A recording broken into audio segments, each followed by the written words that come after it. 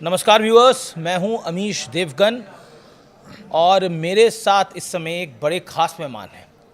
ख़ास कहूं, कंट्रोवर्शियल कहूं या फिर जिन्हें विवादों में रहने की आदत है ये कहूं। मेरे साथ हैं विवेक अग्निहोत्री। विवेक, स्वागत है आपका। आप जाने माने फिल्म मेकर हैं, लेकिन ये कंट्रोवर्सी में रहने की आदत हो गई है और फिर आपने टी शर्ट पर लिखा हुआ है नेवर अगेन। मतलब नहीं फिल्म दोबारा नहीं बनाएंगे? नहीं, देखिए ये बहुत सेंसिटिव चीज़ है, इसीलिए मैं ये पहन के घूम रहा हूँ। आपके लिए भी लाया हूँ एक टी शर्ट, आपको गिफ्ट करूँगा प्रोग्राम के बाद। जी। ये नेवर अगेन चालू हुआ था होलोकॉस्ट के बाद, ज्यूज़ ने चालू किया था। और इसका मतलब है never again to genocide, never again to communal violence, never again to massacre of people, never again Pahalgam, never again Kashmir genocide, never again direct action day, never again Noakhali genocide, never again partition of India and never again banning of a trailer of any film maker. इसलिए ये जी, चलिए तो मेरा पहला सवाल और स्पष्ट सवाल यही है कि सारी फाइल्स का पीछे आप ही क्यों पड़े हैं? सारा जिम्मा आपने क्यों उठा लिया है? चलिए, धन्यवाद। आपको अगर लगता है मेरे कंधे इतने मजबूत हैं कि मैं जिम्मा उठा सकता हूं, तो इसलिए उठाया है कि जब फाइलें, देखिए भारतीय सिस्टम में क्या है, फाइलें दबा दी जाती हैं, अंदर कर दी जाती हैं, फिर कोई एक अफसर आता है, वो कहता है इन फाइलों को निकालो। जी। पर कुछ ऐसे तथ्य हैं हमारे इतिहास के जिनको डिज़ाइन तरीके से, विधिवत तरीके से जिनको दबाया छुपाया गया एक नैरेटिव को आगे बढ़ाने के लिए। जी। लेकिन मुझे ऐसा लगता है कि जो हमारी जनरेशन्स हैं, नई जनरेशन है, उसको सत्य तो पता होना चाहिए। भारत का विभाजन क्यों हुआ, किस कारण हुआ, विभाजन का कुरुक्षेत्र क्या था, ये किसी को नहीं पता है। आपके ऑफिस में इतने लोग बैठे हैं, अभी आप एक एक से पूछना चालू करिए, किसी को नहीं पता होगा। पार्टीशन का सत्य ही नहीं पता है किसी को। चलिए, मैं आपसे एक सवाल पूछता हूँ। जी जी जी, अच्छा आप सवाल पूछेंगे? नहीं, मैं आपसे जी जी, नहीं, हाँ नहीं, पूछिए मैं सवाल पूछिए। पूछने वाला कोई जी नहीं होता हूँ। जी जी, पूछिए पूछिए। मैं आपसे दो सवाल पूछता हूँ। पहला ये बताइए, जब मैं कहता हूँ पार्टीशन, तो आपके दिमाग में सबसे पहली इमेज क्या आती है, विजुअली क्या आता है आपके दिमाग में? क्योंकि मेरे परिवार ने पार्टीशन का दंश झेला है, इसलिए कहाँ के रहने वाले हैं आप? हम मूलतः तो पाकिस्तान सियालकोट के रहने वाले हैं। उसके बाद जब पार्टीशन हुआ, जो कि एक दर्दनाक हादसा था, 14 अगस्त को, अब हम विभाजन विभीषिका को कम से कम याद करते हैं, उस दर्द को, उस दंश को। और शायद मुझसे अगर कोई पूछेगा तो विभाजन क्या था? विभाजन कत्लेआम था। विभाजन में ट्रेनें कट के आई थी और किसी ने सुध नहीं ली तो ये थी। पंजाब के एरिया में दिख रहा है ना आपको? जी थी, बंगाल में भी हुआ था। हाँ, कुरुक्षेत्र बंगाल था, उसका कॉन्सिक्वेंस पंजाब था। बंगाल एकमात्र ऐसी स्टेट है जो उसका 3 बार विभाजन हुआ है। 1905 में हुआ पहले, उसके बाद 1947 में हुआ, और उसके बाद 1971 में कल्चरल डिवीजन हो गया, और आज चौथे डिवीजन की कगार पे बंगाल खड़ा हुआ है। ये सत्य कितने लोग जानते हैं? दूसरा सत्य जो लोग नहीं जानते हैं, कोई नहीं। मैं आपको चैलेंज करता हूँ, मैं तो हज़ारों हज़ारों लोगों से पूछता हूँ जब भाषण देने जाता हूँ अमेरिका में। हर स्क्रीनिंग के पहले अभी मैं पूछता था, कौन सी वो एकमात्र ऐसी कम्युनिटी है मानवता के इतिहास में जो सबसे ज़्यादा प्रताड़ित, गुलाम रही और दंडित और खंडित हुई? कौन सी है बताइए? बंगाली। हिंदू कम्युनिटी। बंगाली हिंदू। नहीं नहीं, ओवरऑल हिंदू हिंदू कम्युनिटी। 1200 साल की प्रताड़ना और गुलामी का हमारा इतिहास है, और ये मैं नहीं कह रहा हूँ, ये वर्ल्ड के हिस्टोरियंस मानते हैं इस बात को। एक आपको यहूदी जीव बच्चा नहीं मिलेगा इजराइल का जिसको कि अपने होलोकॉस्ट के बारे में नहीं पता। एक ब्लैक बच्चा नहीं मिलेगा जिसको स्लेवरी के बारे में नहीं पता। एक जैपनीज़ बच्चा नहीं मिलेगा जिसको हिरोशिमा नागासाकी के बारे में नहीं पता। लेकिन हमारे बच्चे ब्लैक लाइव्स मैटर डालते हैं, लेकिन उनको अपने ही देश के सबसे बड़े जेनोसाइड जो डायरेक्ट एक्शन डे नोआखली है उसके बारे में नहीं पता। तो इसलिए कोई ना कोई तो इस फाइल को, लेकिन जब आप ये सत्य और तथ्य सामने रखते हो तो तकलीफ होती है। इस देश की लिबरल लॉबी को बहुत बड़ी तकलीफ होती है, उनके आप विलेन बन जाते हो। इस देश के एक बड़े पॉलिटिकल सिस्टम के आप विलेन बन जाते हो। धमकियां भी शायद आती होंगी, पहले भी कश्मीर फाइल्स के बाद भी आई है। वो कहते हैं कि आप नफरत का एजेंडा चला रहे हो, वो संघी और भाजपाई एजेंडा जो कि नफरत फैलाता है। और यहाँ पर लोग मोहब्बत की दुकान खोल के बैठे हैं और विवेक अग्निहोत्री नफरत को परोस के दे रहे हैं। अगर हुआ भी है तो याद करने की क्या ज़रूरत है? अब देखिए, कई तो मूर्खता भरी ओपिनियंस होती हैं, उनका मैं क्या जवाब दूं? ओके, लेकिन अब चूंकि आप एक जर्नलिस्ट हैं, आप जिम्मेदारी से पूछ रहे थे, जिम्मेदारी से जवाब देता हूं कि ये नफ़रत तो मैंने नहीं क्रिएट की कश्मीर में। मेरे कारण तो नहीं कश्मीर में जेनोसाइड हुआ हिंदुओं का। मैं तो तब पढ़ता था कहीं पे। अभी जो मुर्शिदाबाद में हुआ तो मेरे कारण नहीं हुआ। बम्बई में जो ताज होटल पे हमला हुआ वो तो मैंने नहीं किया। ये सारा पंजाब में जो इतना टेररिज्म हुआ वो तो मेरे कारण नहीं हुआ। भारत का इतिहास जो दंगों, पार्टीशन क्या मैंने करवाया? तो ये मैंने तो नहीं करवाया, 70 साल तो उन्हीं लोगों की सरकार थी, रोक लेते। सबसे ज़्यादा दंगे इतने लिस्ट है, आप गूगल में पढ़ लीजिए तो कम्युनल वायलेंस, ऐसा कोई महीना हफ्ता नहीं मिलेगा जब यहाँ दंगे नहीं होते हैं। मैं एक स्टोरी टेलर हूँ, जैसे आप रिपोर्टर हैं, जो हो रहा है समाज में आप दिखाते हैं, मैं स्टोरी टेलर हूँ, जो हुआ है मैं उसको दिखाता हूँ, और किसको क्या लगता है क्या नहीं लगता है ये देखना मेरा काम नहीं है। लेकिन एक चश्मा तो होता है ना विवेक जी, सबका एक चश्मा होता है देखने का। हाँ, मेरा चश्मा है। नहीं, आपका एक चश्मा है देखने का, तो वो कहते हैं वो चश्मा संघी है, वो भाजपाई संघ, वो राइट विंग से प्रेरित है। हाँ, तो राइट विंग होना क्या गुनाह है क्या? मेरे पिताजी जेल गए थे फ्रीडम के मूवमेंट में, गांधी जी भी तो राइट ही विंग थे, और क्या थे? गांधी जी देश के लिए तो लड़ रहे थे, नेशनलिस्ट तो थे, तो वो कौन से लेफ्टिस्ट थे? वो भी तो राइट विंग ही थे। विवेकानंद भी राइट विंग थे, तो क्या राइट विंग होना गुनाह है? देश से प्यार करना गुनाह है क्या भाई? हाँ, मैं हिंदू। तो फिर आप एक विचारधारा के साथ हो ना, मतलब संघ मैं- की विचारधारा को आपको ठीक लगती है? संघ की क्या विचार, मुझे संघ की विचारधारा में कोई प्रॉब्लम नहीं लगता है। और दूसरा, मैं यहाँ पे एक नैरेटिव करेक्ट करना चाहता हूँ। हमेशा ये माना जाता है हमारे यहाँ कि फ्रीडम फाइटर्स वो थे जो कि जेल गए थे। फ्रीडम फाइटर्स क्या वो नहीं थे जिन्होंने सड़क पे उतर के तमाम महिलाओं को, बच्चों को, औरतों को, आदमियों को, बुजुर्गों को बचाया लड़के? उनका नाम और निशान कहाँ है? गोपाल मुखर्जी का नाम क्यों नहीं लेता कोई? राजेंद्र लाल रॉय चौधरी जी ने नोआखली में अकेले 2 दिन 2 रात तक लड़ाई लड़ी थी। जो लोग कांग्रेस के साथ नहीं थे उन लोगों को हमने फ्रीडम फाइटर ही नहीं माना। सुभाष चंद्र बोस जी को किनारे कर दिया। नेवल म्यूटिनी में ऐसे महान लोग ने पार्टिसिपेट किया, तो उनको फ्रीडम फाइटर ही नहीं माना इस देश ने। तो वो नैरेटिव गलत था, तो उनसे तो कोई सवाल नहीं पूछता है कि आपने झूठ का नैरेटिव क्यों बनाया। मैं आपको बताता हूँ, एक बात कहना चाहता हूँ, बहुत इंपॉर्टेंट बात है। हम हमेशा कहते हैं गांधी जी और नेहरू जी बहुत महान नेता थे, वाकई में महान व्यक्ति थे, इसमें कोई शक नहीं। मेरे दिल में बड़ी रिस्पेक्ट है गांधी जी के लिए और नेहरू जी के लिए, लेकिन वो फेल्ड लीडर्स थे।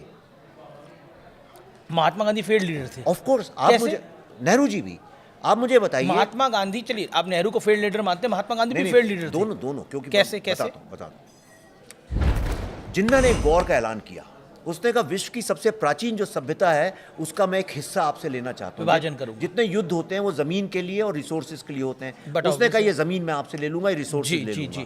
यहाँ तक कि तक्षशिला जो हमारी यूनिवर्सिटी थी विश्व की सबसे बड़ी, वो आज पाकिस्तान में है। जो 11 यूनिवर्सिटीज़ जो हमारी थी उनमें से कितनी सारी तो आज बांग्लादेश में है। तो उन्होंने ऐलान किया कि मैं तुम पे युद्ध करता हूँ। मैंने कहा अमीर जी मैं आपके घर का एक हिस्सा छीन लूँगा।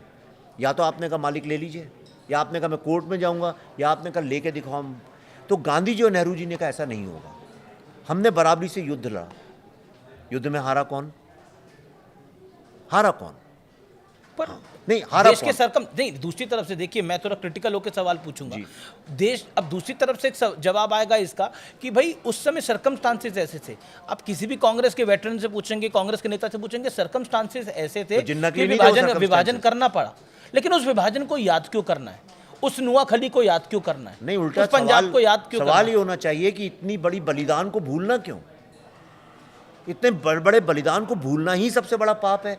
आपके दादाजी ने अगर इतना बलिदान किया है आपको आज यहाँ तक पहुँचाने के लिए, आपके पास ना उसका एल्बम है, ना आपको उसकी कहानी पता, आपके बच्चों को पता भी नहीं आपके दादाजी ने क्या किया। ये ज़्यादा बड़ा गुनाह है ये अपने बच्चों को ये बताना कि देखो बेटा तुम्हारे दादाजी ने कितना बड़ा बलिदान दिया है, और आज जहाँ तुम हो उनकी बदौलत हो। और एंश्योर कि आइंदा कभी ऐसी नौबत नहीं आए कि किसी को इतना बड़ा बलिदान देना पड़े। इसलिए अब तुम्हारे हाथ में बागडोर है, अब तुम अच्छे से चलाओ। क्या ज़्यादा बेटर है करना? अच्छा पुण्य किस में मिलेगा? दबाने में या बताने में? नहीं, बिल्कुल बताना चाहिए, जो सत्य है उसको बताना चाहिए। लेकिन फिर मैं आता हूँ, एजेंडा देखकर बताया जाता है। बंगाल के चुनाव अब अगले साल होंगे, उससे पहले बंगाल फाइल्स आ रही है, और शायद ममता बनर्जी भी बड़ी चिंतित हैं इसको लेकर। वो लगभग 1 साल से चिंतित है आपकी फिल्म को लेकर। मैं एक पुरानी बाइट सुन रहा था उनकी, साल भर पुरानी। वो कह रही थी कि कुछ लोग आए थे जो कि नफरत फैलाने के एजेंडे के साथ आए हैं। उनका इशारा विवेक अग्निहोत्री पर था। आप अभी बंगाल भी गए तो देखिए ट्रेलर लॉन्च नहीं होने दिया। देखिए, चिंता और शक की कोई दवाई नहीं होती है। जिसको चिंता करनी है वो कर, उसे रोक नहीं सकते। जो शक करता है उसे कोई रोक नहीं सकते। जहाँ तक आपने इलेक्शन की बात करी, तो ऐसा कोई वक्त आप बताइए हिंदुस्तान में जब मैं फिल्म रिलीज़ कर सकूँ जब कोई इलेक्शन ना हो रहा हो। अभी तो बिहार का हो रहा है, अभी का बंगाल का हो रहा है। बंगाल का अगर मुझे करना होता एजेंडा तो इतनी तो मैं अक्ल रखता हूँ कि फिर मैं जनवरी में रिलीज़ करता। अभी क्यों करता? इतना टाइम क्यों वेस्ट करता? आज इंटरनेट के ज़माने में लोग 10 सेकंड की रील तो याद नहीं रख सकते हैं, तो कौन याद रखेगा? ऐसा कुछ नहीं। और फिल्म में अगर इतनी ताकत है, अगर वो सोचता है कोई कि मेरी फिल्म से इलेक्शन चेंज हो सकते हैं, तो थैंक्स फॉर टेलिंग मी। अब अगली फिल्म जब बनाऊंगा तो इसी तरह से बनाऊंगा कि मैं कोई इलेक्शन खुद ही जीत लूं कहीं पे खड़ा होकर फिल्म बना के। ऐसा नहीं होता है। ये बहुत ही यानी बहुत ही छोटा संकुचित विचारधारा है। लेकिन आपका ट्रेलर रिलीज नहीं हो पाया, जी। आपको वहाँ पर विरोध का सामना करना पड़ा। विरोध यानी शासन प्रशासन का विरोध। जी। क्या आपको लगता है कि जो कि लंबरदार हैं फ्रीडम ऑफ स्पीच के, वो शांत रहे इस पूरे विषय को देखकर? हक सबको है, मैं ये मानता हूँ, आपको पूरा हक है अपनी फिल्म का ट्रेलर दिखाने का। देखिए, कोई एक ग्रुप है, अगर वो फिल्म का विरोध करे या ट्रेलर को रोक दे या दंगा कर दे, वहाँ तो सरकार ही कर रही है, मैं समझ सकता हूँ। लेकिन जिसने भारत के संविधान की ओथ ली है कि मैं सिटीजन्स की फ्री स्पीच को प्रोटेक्ट करूंगी या करूंगा, वही जब आपका काम रोके, यानी अमीश जी जब रक्षक ही भक्षक बन जाए, तो हम जैसे लोग क्या कर सकते हैं। और दूसरी बात, जो लोग इतनी फ्री स्पीच की बातें करते हैं, जो लोग संविधान दिखा दिखा के बातें करते हैं, उनमें से एक आदमी को ये गलत भी नहीं लगा, बल्कि वो उसको सपोर्ट करते हैं। जिनके दादा दादियों ने, जो कहते हैं मेरे दादा दादियों ने देश के फ्रीडम मूवमेंट में इतना बड़ा बलिदान दिया है, आपका इशारा समझ रहा हूँ। जब मैं उनकी कहानी बता रहा हूं तो उन लोगों को तो बल्कि मुझे सैल्यूट करना चाहिए, बजाय इसके कि वो आप तो उनके नाना को फेल्ड लीडर बता रहे हैं। नहीं, मैं किसी की बात नहीं करना। क्यों? सबको पता है नहीं, किसकी बात कर रहे हैं आप। नहीं, आप गलत कह रहे हैं। वो मेरे चाचा संविधान नहीं, आप पंडित नेहरू को फेल्ड लीडर बता रहे हैं, वो किसके नाना थे? नहीं, मेरे दिमाग में उनका नाम नहीं था। मैं बंगाल नहीं, बिल्कुल आपके दिमाग में नहीं था, लेकिन मैं आपका इशारा समझ रहा हूँ। संविधान की कॉपी लेके कौन घूमता है? नहीं, मैं गांधी जी की बात कर रहा हूँ, उनके भी पोते हैं, ऐसा नहीं है। मैं खुद फ्रीडम फाइटर्स का बेटा हूँ, तो मैं सबकी बात कर रहा हूँ। मैं ये कह रहा हूँ कि ये जो फिल्म है द बंगाल फाइल्स, ये भारत के इतिहास में बनी हुई एक इतनी इम्पॉर्टेंट फिल्म है जो देश को जोड़ने का काम करेगी, जो लोगों के जिनने बलिदान दिए हैं उनके पेन, दर्द, दुख को हील करने का काम करेगी। इस फिल्म को कोई भी जो व्यक्ति भारतीय मानता है अपने आप को, माँ भारती की इज्जत करता है, और जो बंगाली मानता है, वो कभी बैन करने की सोच ही नहीं सकता। इसको सिर्फ वही बैन कर सकता है जो या तो मुस्लिम लीग का अनुयायी है या जो कि पाकिस्तान के। चलिए, मैं आपसे एक और सवाल पूछता हूँ, क्या ममता बनर्जी को इस फिल्म को देखने के लिए आमंत्रित करेंगे, इनवाइट करेंगे? मेरे पास उनका नंबर नहीं। मैंने एक दो और जर्नलिस्ट से बोला आपके पास है तो आप मुझे दीजिए, या आप उन्हें मैसेज कर सकते हैं तो करिए। मैं चाहता हूँ कि उनको इतनी सद्बुद्धि हो, ईश्वर उनको ये रास्ता दिखाए कि इसको अगर उनने बैन करने की कोशिश की जा रही है, मेरा मुंह मत खुलवाइएगा। नहीं, खोलिए मुंह। यहाँ तो पर तो उनको बहुत पुण्य मिलेगा। ये हम न्यूज़ रूम में हैं और न्यूज़ रूम के अंदर सब बातें खुल के ही होती हैं। मैं आपको बताता हूँ, मैं अभी जब आ रहा था आपके यहाँ, पहले अभी लिफ्ट से जब आया तो मेरे को फ़ोन आया कि जो डिस्ट्रीब्यूटर्स हैं, ये कल मुझे कार में पता चला था, और अब भी मेरे को दूसरा फ़ोन आया कि जो डिस्ट्रीब्यूटर हैं वो कह रहे हैं अगर फिल्म बंगाल में रिलीज़ होगी तो ये इतिहास कायम करेगी, इतना ऐतिहासिक बिजनेस करेगी, क्योंकि बंगाली हिंदू लोग आ के पूछ रहे थिएटर में कब आ रही है। आपको लगता है बंगाल में ये फिल्म रिलीज हो नहीं, पाएगी? नहीं, क्योंकि थिएटर वाले नहीं कर रहे हैं। On a serious note, Bengal के मुख्यमंत्री इस फिल्म के खिलाफ हैं, और जब मुख्यमंत्री खिलाफ है, शासन खिलाफ है, प्रशासन खिलाफ है, तो कैसे फिल्म रिलीज हो जाएगी? पर क्यों कैसे खिलाफ हो सकते हैं? उनने कॉन्स्टिट्यूशन की ओथ ली है। ये फिल्म कॉन्स्टिट्यूशनल अथॉरिटी ने अप्रूव की है, CBFC ने। इसको रोकना इलीगल है, गुनाह है। उनका चश्मा कहता है ये नफरत फैलाएगी फिल्म। मुर्शिदाबाद मैंने किया था क्या? मेरी फिल्म के कारण हुआ। नफरत मैंने फैलाई थी मुर्शिदाबाद में। RG कर का जो इंसिडेंट है, 1 साल बाद भी आज उसको जस्टिस नहीं मिली है। मैं कर रहा हूँ क्या? आप बंगाल में जाके तो देखिए क्या हालत है। क्यों 2 लोग अलग अलग डिवाइडेड हैं? क्यों हिंदू इलाके मुस्लिम इलाके अलग हैं? क्या कारण है कि आज? अच्छा, ये तो देश में भी, यूपी में भी मुस्लिम इलाके हैं। हाँ, पर वहाँ सरकार मेरी फिल्म तो नहीं बैन कर रही है। वो थोड़ी मुझ पर ये चार्ज लगा। तो योगी जी की सरकार है, बीजेपी की सरकार है। तो महाराष्ट्र में आपकी फिल्म थोड़ी बैन होगी, वहाँ फडणवीस की सरकार है। कर्नाटक की सरकार तो नहीं विरोध कर रही है, वहाँ तो कांग्रेस की सरकार है। स्टालिन की सरकार तो नहीं विरोध कर रही है। कश्मीर की तो कश्मीर में मुझे पसंद नहीं करते हैं, कश्मीर की सरकार तो नहीं विरोध कर रही है। पंजाब में तो आप पार्टी की है, वो लोग तो मुझसे बहुत चिढ़ते हैं, वो भी नहीं बैन कर रहे हैं। तो बंगाल वाले क्यों कर रहे हैं? जी चलिए, क्योंकि अब न्यूज़ रूम में बात कर रहे हैं तो खुल के बात करते हैं। कभी आपको किसी बड़े नेता ने, विपक्ष के, बोला हो विवेक तुम क्यों इतना बड़ा रिस्क लेते हो? कभी बोला है? नाम बत लीजिए आप बेशक, बोला कि क्यों चक्कर में पड़े हो तुम? मुझे बहुत सारे नेताओं ने बोला है, पक्ष विपक्ष की बात नहीं करेंगे, बहुत सारे नेताओं ने बोला, बहुत सारे लोगों ने बोला है, बहुत सारे बॉलीवुड वालों ने बोला है, बहुत सारे मीडिया वालों ने बोला है, बोलते रहते हैं। लेकिन किसी ना किसी को तो इश्तहार उतार के दरारें दिखानी पड़ेंगी। जब तक आप दरार दिखाएंगे नहीं, उसकी मरम्मत होगी नहीं। तो बॉलीवुड की हम बात कर रहे हैं, तो बॉलीवुड में आप ही ने सारा रिस्क क्यों ले रखा है ऐसी फिल्म बनाने का? करण जौहर तो ऐसी फिल्म नहीं बनाता, नहीं आदित्य चोपड़ा तो ऐसी फिल्म नहीं बनाता, साजिद नाडियावाला तो हाउसफुल 5 बनाता है। वो एंटरटेनमेंट बनाते हैं, वो सैयारा बनाते हैं। आपने कश्मीर फाइल्स बना दी, फिर अब आप ये फिल्म बना रहे हैं बंगाल फाइल्स। नहीं, ये तो बीच में एक और फाइल्स आई थी, उदयपुर फाइल्स, हालांकि वो आपकी नहीं थी। मेरा कोई लेना देना नहीं। नहीं, ये तो ऐसा हो गया कि किसी बढ़ई से बोले कि भाई तुम लोहार का काम क्यों नहीं करते हो। ये तो सबका स्पेशलाइजेशन है। देखिए, कोई आदमी सस्पेंस बनाने में एक्सपर्ट है, कोई डबल मीनिंग फिल्में बनाने में एक्सपर्ट है, कोई डार्क फिल्में में, सबका। वो करण जौहर साहब रोमांटिक फिल्में बनाते हैं सुपर हिट। ये मेरा स्पेशलाइजेशन है। मैं नेशनलिज्म वाली फिल्म भी बनाते हैं, शेरशाह भी बनाई उन्होंने। हाँ, प्रोड्यूस की उन्होंने, जी, जी। बनाई नहीं है। तो मैं हिंदू हिस्ट्री के ऊपर फिल्में बनाता हूँ।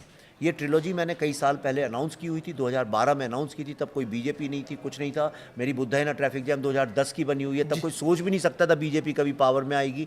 तो ये जिसको जो कहना है कहे। मैं हिंदू हिस्ट्री पे फिल्म बनाता हूँ, इस्लामिक हिस्ट्री पे फिल्म बनती है, कोई सवाल नहीं उठाता। ज्यू हिस्ट्री पे बनती है, कोई सवाल नहीं उठाता। जैसे ही हिंदू हिस्ट्री का नाम आता है, लोग कहने लगते हैं अरे आप तो बीजेपी का एजेंडा चला रहे हो, आरएसएस का चला रहे हो। अच्छा, और बीजेपी और आरएसएस क्या गुनाह है क्या? वर्ल्ड की सबसे लार्जेस्ट पार्टी है आरएसएस, वर्ल्ड की सबसे बड़ी वॉलंटरी ऑर्गेनाइजेशन है, और हमारे देश पे वो लोगों की अभी सरकार है। तो क्या कोई गुनाह है ये? आपने आरएसएस की बात करी। मोहन भागवत की लेक्चर सीरीज चल रही है, शताब्दी वर्ष है, 100 साल हो रहे हैं राष्ट्रीय स्वयंसेवक संघ को। आरएसएस पर आपका क्या कहना है, एक लाइन के अंदर?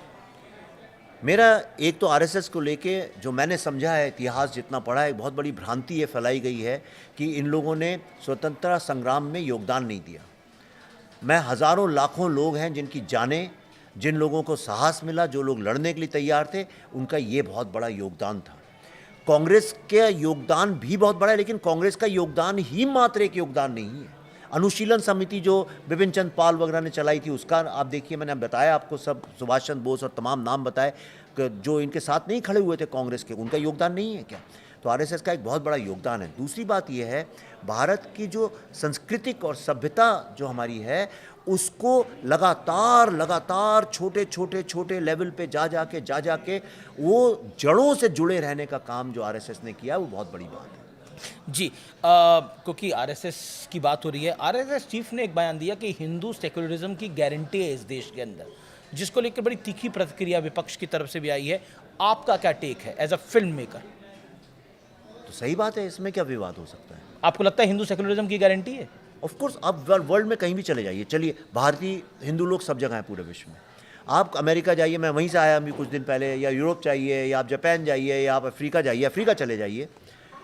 अगर रात को किसी को कोई समस्या और गाड़ियाँ आ रही हैं और लिफ्ट लेनी है, सबसे अधिक सेफ लोग फील करते हैं हमारे देश के लोगों के साथ। क्यों करते हैं? तो उसमें तो मुसलमान भी हो सकते हैं। बिल्कुल हो सकते हैं, भारतीय मुसलमान हो सकता है, राइट।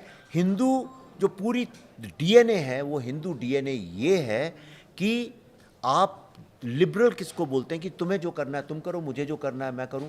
एक घर में 4 भाई हैं, एक भाई शिव जी को मानता है, एक भाई हनुमान जी को मानता है, तीसरा भाई किसी बाबा जी को मानता है, चौथा भगवान को ही नहीं मानता, और चारों प्रेम से रहते हैं। और माँ जो है वो पढ़ी लिखी नहीं है, वो हर पत्थर को पूजा करती जाती हैं, कहती हैं कण कण में भगवान, और पिताजी कहते हैं क्या मूर्खता करती हो तुम, ये कोई तरीका हुआ? एक ही घर में आपको ही मिलेगा, नई बहू आ जाएगी, वो अलग चीज़ करने लगेगी। सिख लड़की से शादी हो जाए तो लड़के गुरुद्वारे जाने लगेंगे उसके साथ में। सही कह रहा हूँ कि गलत? हिंदू लिबरल है? हिंदू से अधिक लिबरल विश्व में कौन है, और इसी का प्राइस हम पे करते हैं। तो अगर मोहन भागवत जी ने ये कहा है, मैं पॉलिटिक्स की बात नहीं समझता हूँ कौन क्या कर रहा है। अब मोहन भागवत जी नहीं कहते, अगर आप ये बात कहते तो भी मैं एग्री करता। ये बात तो मैं खुद ही कहता हूँ अपने भाषणों में। जी, राइट। चलिए, अब आपकी फिल्म पे आते हैं। ये बंगाल फाइल्स का प्लॉट क्या है? हर फिल्म का प्लॉट होता है, तो इस फिल्म का प्लॉट क्या है? नुआखली प्लॉट है? इस फिल्म का मेन प्लॉट ये है कि वो क्या राजनीति थी, कौन सी वो खतरनाक राजनीति थी जिसके कारण भारत का विभाजन हुआ, नंबर 1। जी। और जिसमें ऑब्वियसली डायरेक्ट एक्शन डे और नुआखली जेनोसाइड है हिंदुओं का। जबकि खड़े होकर ऐलान किया था जिन्ना और सुहरावर्दी ने कि 16 अगस्त 1946, तो 16 अगस्त रमज़ान का 8वां दिन है, तब रमज़ान का महीना चल रहा था। तो उन्होंने कहा 16 ये रमज़ान का 8वां दिन है जिस दिन बैटल ऑफ बद्र हुई थी, जब 313 मुसलमानों ने हज़ारों काफिरों की हत्या की थी। और इसलिए हमें हमें जिहाद करने का आदेश अल्लाह ने दिया है, और इसलिए इतने हिंदुओं को मार दो कि मुसलमानों की पॉपुलेशन जो है कलकत्ता में बढ़ जाए, ताकि कलकत्ता बंगाल वो पाकिस्तान में चला जाए। उन्होंने किया। फिर गोपाल मुखर्जी जैसे लोग उठे 2 दिन के बाद, जब 40,000 हिंदू मर गए तो उसके बाद ये लोग उठे, सबको यूनाइट किया गोपाल मुखर्जी ने, और फिर उन्होंने अपनी माँ बहनों की रक्षा करी। उस कारण सुहरावर्दी, उनको बुचर ऑफ बंगाल बोलते हैं, उनको ये रोकना पड़ा। पर उसके एवज में, उसके बदले में फिर उन्होंने नोआखली में जो जेनोसाइड किया है, उसके जब कारण महात्मा गांधी भी गए रोकने के लिए। महात्मा गांधी 6-7 महीने वहीं थे, आज़ादी हुई तो वहीं थे। महात्मा गांधी का स्टेटमेंट है न्यूयॉर्क टाइम्स में, सब इस मेरे डॉक्यूमेंट के अंदर है। कागज पूरे लेके चलते हैं आप। इसलिए क्योंकि अब मैं कश्मीर फाइल जैसा नाइव नहीं हूँ, कोई पूछे तो मैं एक एक चीज़, एक एक पन्ना, एक एक डायलॉग आपके सामने रख सकता जी। हूँ। तो गांधी जी का स्टेटमेंट, उन्होंने कहा हिंदूज क्विट नोआखली और बी प्रिपेयर टू डाई, मतलब हिंदू, ये महात्मा गांधी ने बोला। जी, न्यूयॉर्क टाइम्स की हेडलाइन है, हिंदुओं नोआखली छोड़ के भाग जाओ या मरने के लिए तैयार हो जाओ। ये वो हार मान गए थे। तो ये जो 2 प्रसंग हुए, उसी संदर्भ में आपने बोला कि महात्मा गांधी भी एक हारे हुए नेता थे। बिल्कुल, तो उसी संदर्भ में बोला, नहीं तो रोक लेते ना, हिंदुओं को बचा लेते। नेता का काम क्या होता है? मेरी रक्षा करना। अगर मेरी रक्षा ही तो नहीं कर लगभग आपके रिसर्च के मुताबिक कितने हिंदू नोआखली में तब मारे गए? 10-20 हज़ार। देखिए क्या है प्रॉब्लम उस वक्त, 10,000 या 20,000 बड़ा नंबर। देखिए 10,000 तो पेपर में छपा हुआ है, राइट, और थे भी वहाँ पे 40,000 मारे गए कलकत्ता में डायरेक्ट एक्शन डे पे। कलकत्ता में 40,000 हिंदू मारे जी गए। जी, और नोआखली में उतने ही हुगली में कूद के मर गए। और जो लोग सफाई करते थे वो भी मर गए। तो लाशें महीनों महीनों पड़ी रही और उनको गिद्ध और चील खाते रहे। उसकी सारी फोटोग्राफ्स हैं टाइम लाइफ मैगजीन की, और मैंने वही चित्रण किया अपनी फिल्म में। और क्यों लाशें सड़ रही थी? जो लोग चिता जलाते थे उनको भी मार डाला गया था। आपको आईजी जो हैं पुलिस के वहाँ थे उस वक्त में, जो उनका स्टेटमेंट है कि जो बुचर्स मार्केट होता है, मटन मार्केट होता है, वहाँ पे ट्रक आके रुका और कई सारी 100 महिलाएं नग्न अवस्था में, और उन सबको जहाँ पे बकरे लटकते हैं उन खूंटों से लटका दिया गया। उनकी लाशों की प्रदर्शनी कर दी गई। उनने लिखा, तब वो यंग थे 17-18 साल के, उन्होंने लिखा मैंने पहली बार किसी औरत को निवृत्त देखा था अपनी लाइफ में। एक सब मर गई थी औरतें, एक बच्चा के रोने की आवाज़ आ रही थी, तो कोई उनने जाके देखा 2-3 महीने का बच्चा दूध पी रहा था माँ का, वो जिंदा था, वो मरा नहीं था। और उसको बचाने जब तक गए तब से ऊपर से गिद्ध ने आके उस बच्चे को उठा के ले गया। मैंने अपनी फिल्म में शूट करके अमेरिका में दिखाया, पर एक प्रेग्नेंट महिला मुझे मिली, वो थिएटर से बाहर आ गई, उन्होंने शी स्टार्टेड वॉमिटिंग के लिए, मैं नहीं देख सकती ये सीन। तो अब भी मैंने कल शाम को वो हटाया है, और कल फिर से सेंसर में अप्रूवल लिया उस हटाने के बाद, फिर मैंने कहा ये गलत होगा दिखाना इतना दर्दनाक सीन। आप कल तो एडिट कर दिया आपने अपनी अभी फिल्म से? सिर्फ उतना ही निकाल दिया। मैंने कहा कोई प्रेग्नेंट औरत देखें, अच्छी बात नहीं। छोटे बच्चों को उसमें डाल दिया गया उबलते पानी के अंदर। इतना दर्दनाक इतिहास है, आप सुन के आप भी आश्चर्य कर रहे हो। कभी सुनी है आपने ऐसी घटनाएं? मैं पहली बार सुन रहा हूँ ये बातें। आपने कभी आदमियों को ऐसे घोड़े बांध के 2 पार्ट में चिरवाया गया हो, आपने कभी सुना है? आप फिल्मों में देखा है। हाँ, तो इसमें आप असली में देखेंगे। ये रियलिटी में हुआ है जी, आपके? मेरी और फिल्म में- ऑथेंटिक है आपकी जानकारी? अरे एक सर हिस्टोरियंस बैठाल के सीबीएफसी में एक एक डायलॉग पे बहस हुई है। बहुत लंबा चला हमारा सिलसिला सीबीएफसी। आपकी फिल्म कैसे रोकेगा सेंसर? नहीं, ऐसे नहीं होता, ऐसे नहीं होता, ऐसे नहीं। मेरी कितनी वैक्सीन वॉर में इतनी समस्या खड़ी हो गई थी, कितना चेंज किया हमने। इसमें भी 2-3 जगह पे कुछ नाम बदले हम लोगों ने। जी नहीं, बोलिए। चलिए, एक मेरा अगला सवाल है। आपने अपनी फिल्म में एक बच्चे का नाम तैमूर रखा है, जी और तैमूर नाम पर तो आप पहले भी बहुत कुछ बोल चुके हैं। जी, मुझे गलत लगता है, मुझे ये गलत लगता है। इसलिए जिन लोगों ने हमें दंडित और खंडित किया है, जिनने हमारी बहू बहनों को लूटा है, यहाँ से उठा के ले गए हैं, जिनने तैमूर लंग, जानते हैं कौन था? तैमूर लंग जो है उज़्बेकिस्तान से आया, वहाँ पे उसका मकबरा है, कभी जाइएगा देखिएगा, वहाँ पे लिखा हुआ है कि उसने विश्व की सबसे स्ट्रॉन्ग और सबसे पावरफुल और सबसे रईस सल्तनत को जीता था, दिल्ली सल्तनत को। एक रात में उसने 1 लाख घरों को जला दिया था, मारा था, बहू बेटियों को उठा के ले गया था, और जाते हुए पूरे रास्ते में हरियाणा, हिमाचल, पंजाब, जम्मू कश्मीर होते हुए गांव के गांव जलाते चली गई थी उनकी सेना। ऐसे आदमी के ऊपर नाम रखें हम लोग अपना? हिटलर का नाम रखा ही हुआ है अब। तो अब कई एक आपने तो ये पकड़ लिया सेलिब्रिटीज़ हैं, पर कितने और बच्चों के नाम तैमूर हैं देश में? नहीं रखना चाहिए, गलत बात है। जैसे स्टालिन, जैसे हमारे चीफ मिनिस्टर ने स्टालिन नाम है उनका, स्टालिन कोई रखता है आज की तारीख में नाम जिसने इतने लोगों को काटा मारा? ऐसे ही आप देखिए कलकत्ता में सुहरावर्दी एवेन्यू है, जिसको बुचर ऑफ बंगाल बोलते हैं। मैं तो ममता बनर्जी जी की सरकार से हाथ जोड़ के निवेदन करता हूं आपके माध्यम से कि उसका नाम गोपाल मुखर्जी नाम रखना चाहिए। जी, सोहरावर्दी, तैमूर, अब सैफ अली खान और करीना कपूर ने नाम रख दिया अपने बच्चे का तैमूर। उन्हें तो वो माँ बाप है, उनकी जो मर्जी है वो करें। मुझे तैमूर नाम से आपत्ति नहीं है, मुझे सिंबॉलिज्म जो है उसका, क्योंकि कितने लोग हैं जिनका दर्द होता है जिनको ये सुन के, कितने लोगों को दर्द होता है दिल में। आप औरंगजेब नाम रख दीजिए, रखते भी होंगे शायद। सैफ अली खान भी अच्छी हिस्ट्री को समझते हैं, तब भी उन्होंने सोच समझ के रखा होगा तैमूर नाम, ऐसा नहीं है। He also understand history. अब वो मैं उसमें पढ़ना नहीं चाहता हूँ। मैं अभी अर्जुन की तरह मुझे सिर्फ मछली की आंख दिख रही है अपनी फिल्म। बिल्कुल आप मछली की आंख देखिए, लेकिन मैं ये एक सवाल आपके सामने रख रहा हूँ। सैफ अली खान इज ऑल्सो, उनको भी ये काफ़ी पढ़ते हैं और वो भी हिस्ट्री को समझते हैं, सोच समझ के उन्होंने रखा होगा तैमूर नाम। देखिए, उनको पूरा हक है जो नाम रखें, जो चाहें। लोग तो आजकल ग्रीक नाम रखते हैं, रोमन नाम रखते हैं, जिसको जो नाम रखना है रखे। लेकिन जिन लोगों ने हमारे यहाँ परसिक्यूट किया है लोगों को और गुलाम औरतों को अपने साथ सेक्स स्लेव बना के ले गए हैं, हमारे मंदिरों को तोड़ दिया, मंदिर चली छोड़िए, पीसेस ऑफ आर्किटेक्चर तो हैं, कितना महान आर्किटेक्चर, उसी को तोड़ दिया है और गांव के गांव जला दिए हैं। ऐसे लोगों का नाम नहीं रखना चाहिए, संवेदनशील काम नहीं है। जी, क्या आपको लगता है कि एक प्रश्न, क्योंकि अभी 15 अगस्त भी गई है, क्या आपको लगता है भारत के लिए एक अवेकनिंग मूवमेंट है? जिस तरह से, एक ये जनरलाइज सवाल इसलिए है क्योंकि जिस तरह से टैरिफ का प्रेशर भारत पे पड़ रहा है, जिस तरह से ट्रम्प बयान दे रहे हैं, जिस तरह से इंडिया स्ट्रांगली रिस्पॉन्ड कर रहा है, do you think there is awakening movement for India right now? What do you think? Bharat का इतिहास, आप पूरा भारत का इतिहास देखिए। जब जब भारत पे चुनौतियाँ आई हैं, भारत शिव की तरह से फिर से खड़ा हुआ है। और ये एक समुद्र मंथन चल रहा है पूरे विश्व में, और इसमें मैं आपको सच बता रहा हूँ, अगर हम शिव को मानते हैं, थोड़ा सा विष पीना पड़ेगा, लेकिन अंततः जीत हमारी होगी। जी, और क्योंकि आप फिल्म इंडस्ट्री से हैं, OTT प्लेटफॉर्म पे जिस तरह का कंटेंट आ रहा है, do you agree with it? मैं OTT देखता ही नहीं हूँ, मुझे पता नहीं क्या कंटेंट आ रहा है, तो मैं ज़्यादा जानता नहीं हूँ, इसीलिए नहीं देखता हूँ, क्योंकि कई चीज़ मैंने 90% नहीं, देखिए सोशल मीडिया प्लेटफॉर्म्स पे, इसमें यूट्यूब भी है, OTT प्लेटफॉर्म्स भी है, जिस तरह का कंटेंट आया है, do you think that is good?